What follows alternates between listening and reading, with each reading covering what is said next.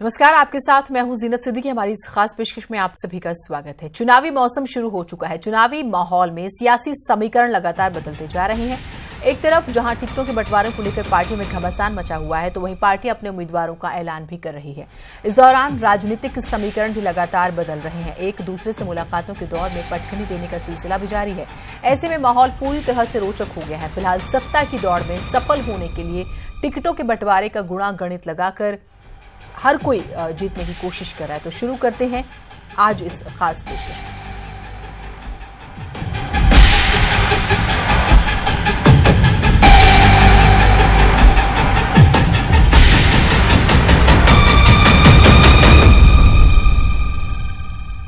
और बुलेटिन में सबसे पहले बात उस मुलाकात के करेंगे जिसके बाद यूपी का सियासी समीकरण एक बड़े बदलाव की तरफ जो है दिखता हुआ नजर आ रहा है। बसपा सुप्रीमो मायावती ने कांग्रेस से गठबंधन न करने का ऐलान कर कांग्रेस आलाकमान को झटका दिया, तो प्रियंका गांधी ने भीम आर्मी के संस्थापक चंद्रशेखर से मुलाकात कर मायावती को करारा जवाब देने की कोशिश की। बीएसपी के बाउंसर पर यह कांग्रेस का बाउंड्री शॉट है। मायावती के नहले पर यह प्रियंका का टहला है। किसी को भी अंदाजा नहीं था कि कांग्रेस की महासचिव प्रियंका गांधी चंद्रशेखर से मिलने मेरठ जा पहुंचेंगी। उस चंद्रशेखर से जो पश्चिमी उत्तर प्रदेश में मायावती को सीधे चुनौती देने की तैयारी में है। मंगलवार को मायावती का दिन था जब उन्होंने कांग्रेस से पूरे देश में कहीं भी समझौता नहीं करने का ऐलान किया और कांग्रेस को जोर का झटका बहुत जोर से दिया था। फिर बारी आई कांग्रेस की। कांग्रेस ने भीम आर्मी के संस्थापक का हाल जानने के लिए खुद प्रियंका गांधी को उतार दिया। कोई राजनीतिक बात नहीं है। मुझे ये इस लड़के का जोश पसंद आया। मुझे ये अच्छा लगा कि वो संघर्ष करता है, वो अपने लोगों के लिए आवाज उठाता है, नौजवानों की आवाज।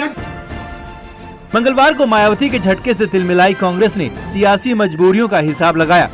फौरन पलटवार करने के बजाय एक दिन बाद कांग्रेस आलाकमान ने छत्तीसगढ़ के सीएम भूपेश बघेल को मोर्चा थमा दिया। भूपेश ने वो सब कुछ कह दिया जो कांग्रेस मायावती को कहना चाहती थी। कोई पॉलिटिकल बात करने वो आई नहीं थी, ना उनसे पूछ लीजिएगा, ना मैं कोई पॉलिटिकल बात किससे करता हूँ। क्या माना जाए कि आने वाले समय में कांग्रेस को भी सपोर्ट कर सकते हैं भीम आर्मी? मैं बहुजन समाज के साथ खड़ा हूँ, बहुजन समाज को सपोर्ट करूंगा। मायावती से मिले जख्मों से राहत पाने और दलित वोट बैंक में सेंध लगाने के लिए प्रियंका ने घोड़े की ढाई चाल चल दी। दरअसल भीम आर्मी वो संगठन है जो मायावती के परंपरागत वोट में सेंधमारी कर सकता है। इसी वजह से चंद्रशेखर की लोकप्रियता शुरू से मायावती की आंख की किरकिरी रही है कि भीम आर्मी नाम का जो ये संगठन है, यह पूरे तौर से बीजेपी का ही प्रोडक्ट है। प्रियंका ने चंद्रशेखर से मुलाकात कर नई संभावनाओं को जन्म दिया है। हालांकि कांग्रेस का एक कदम चुनावी गणित में कितना उलटफेर कर पाएगा, ये कहना अभी कठिन है। Bureau report, news 18। उधर कांग्रेस ने दलित वोट बैंक में सेंधमारी की कोशिश की, तो इधर बुआ भतीजा की जोड़ी ने लखनऊ में मुलाकात की। 1 घंटे 40 मिनट तक प्रदेश में बन रहे नए राजनीतिक समीकरणों पर चर्चा हुई और अब खबर यह है कि एसपी बीएसपी का गठबंधन अब अमेठी और रायबरेली में भी अपना प्रत्याशी उतार सकता है। लखनऊ में अखिलेश मायावती मुलाकात के बाद ऐसे कयास तो लगाए जा रहे हैं।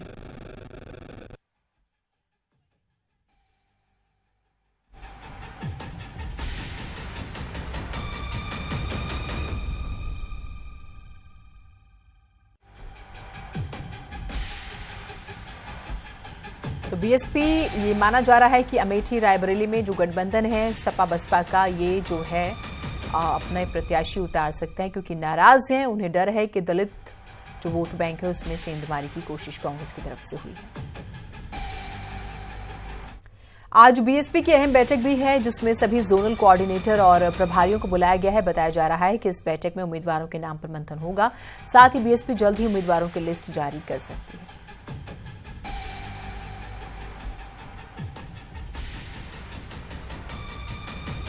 शैलेश अरोड़ा हमारे साथ हमारे सहयोगी जुड़े हुए हैं। शैलेश, किस तरह की तैयारियां हैं इस मीटिंग के बारे में जानकारी दीजिए।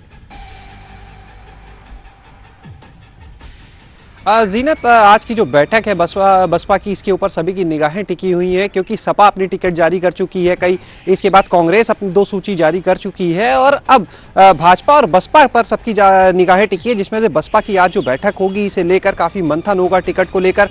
कल जिस तरह से सपा के अध्यक्ष अखिलेश यादव और मायावती की मुलाकात हुई और इतनी लंबी मुलाकात के बाद निश्चित रूप से उसमें भी टिकट को लेकर एक लंबा मंथन हुआ बताया जा रहा है। और उसके बाद जिस तरह से अमेठी और रायबरेली, जहां पर ये पहले कहा जा रहा था कि गठबंधन जो है वो अपना प्रत्याशी नहीं उतारेगा, वहां पर भी प्रत्याशी उतारने की बात सामने आ रही है। तो निश्चित रूप से ऐसे में बैठक और भी अहम हो जाती है क्योंकि बसपा जो है वो भी अपने आज टिकट यहां पर फाइनल कर सकती है। इस बात से इनकार नहीं किया सकता कि आज ही वो अपने टिकट की जो पहली सूची है उसे जारी भी कर दे। अब देखना ये होगा किस तरह ये बैठक होती है। एक और अहम बात जो इस समय ध्यान देने वाली है वो ये है कि जीनत, आज से अगर कुछ समय पहले हम जाते हैं तो लगातार ये बात चर्चा में थी कि इस बार का जो चुनाव होगा वो भाजपा बनाम अन्य दल होगा। लेकिन जिस तरह से अब समीकरण बदल रहे हैं, जिस तरह से देखा जाए तो गठबंधन एक तरफ हो चुका है, इसके बाद कांग्रेस से उनकी जो तलखी है वो सबके सामने है, भाजपा अलग है, तो निश्चित रूप से अब जो समीकरण है वो काफी बदल चुके हैं। इसके बाद कल प्रियंका गांधी का भीम आर्मी चीफ से मिलने के लिए जाना जो है वो उसको लेकर जिस तरह से बसपा सुप्रीमो मायावती के बयान आते हैं और वो अपनी नाराजगी जाहिर करती हैं,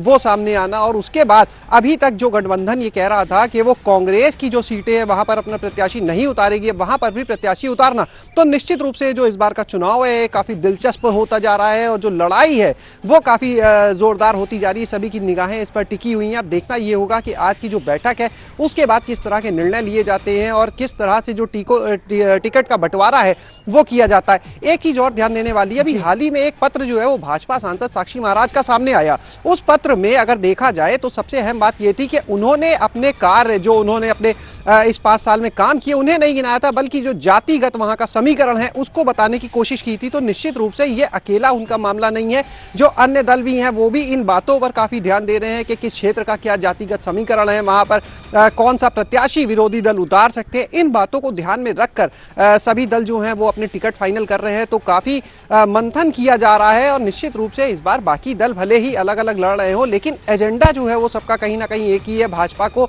बाहर करने का। लेकिन ये इतना आसान भी नहीं होगा क्योंकि निश्चित रूप से भाजपा ने जो काम किए इन सालों में वो उसके पास गिनाने के लिए हैं और जिस तरह से बाकी दल जो हैं उनके लिए एक कड़ी चुनौती होगा। और अब देखना ये होगा कि आज की जो बैठक होती है उसमें किस तरह के अहम फैसले लिए जाते हैं। अगर टिकट बंटवारा किया जाता है तो क्या आधार रहता है उसका, किन आधार पर टिकट का बंटवारा किया जाता है। तो काफी अहम बैठक है, सभी की निगाहें इस पर टिकी हुई हैं। इसमें सारे जोनल कोऑर्डिनेटर आएंगे, वो अपने अपने क्षेत्र के बारे में बताएंगे। आज यहाँ पर बसपा सुप्रीमो को उनको ये बताएंगे कि किस क्षेत्र से कौन सा प्रत्याशी हो सकता है जो कड़ी टक्कर दे सकता है, चाहे वो कांग्रेस के प्रत्याशी हो उनके अपोजिट में और चाहे वो भाजपा के प्रत्याशी हो। तो ये काफी अहम होगी आज की बैठक और निश्चित रूप से सभी की निगाहें इस पर टिकी।